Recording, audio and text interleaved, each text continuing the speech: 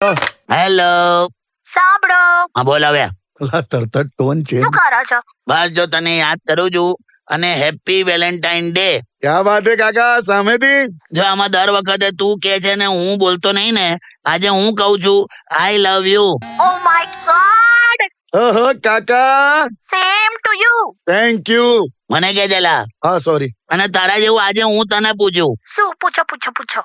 કેવું તું મને પ્રેમ કરે છે કે નહીં? હા હા. અરે યાર સાવ આવું પૂછવાનું? હું તો તમને એટલો બધો પ્રેમ કરું છું, એટલો બધો કરું છું ને કે ભગવાનને પ્રાર્થના કરું છું કે ઓલવેઝ તમારા જેવા હસબન્ડ કોઈને ના મળે.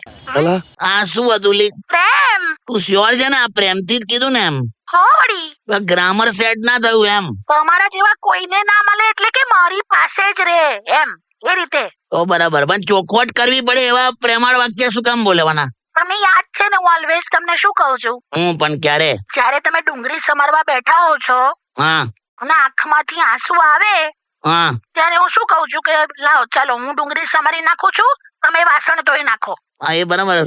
આને કહેવાય પ્રેમ. એટલે તું એમની શ્યોર છે ને આ બધું પ્રેમ વાળું જ ચાલે છે?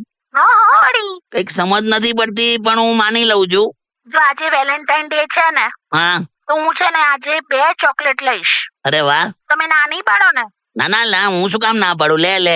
ઓકે, એટલે 1 ચોકલેટ હું કહીશ અને બીજી હા. પણ થોડી વાર પછી હું જ ખાઈશ, કેમ કે તમને તો ચોકલેટ ભાવતી નથી. ધીસ ઇઝ પ્રેમ. કઈ ખ્યાલ નથી આવતો પણ તું પ્રેમ પ્રેમ કર્યા કરે છે. શ્યોર ને? હા ધીસ ઇઝ પ્રેમ. ચાલ તો મૂકી દે હવે, કઈ નહીં, ચાલ.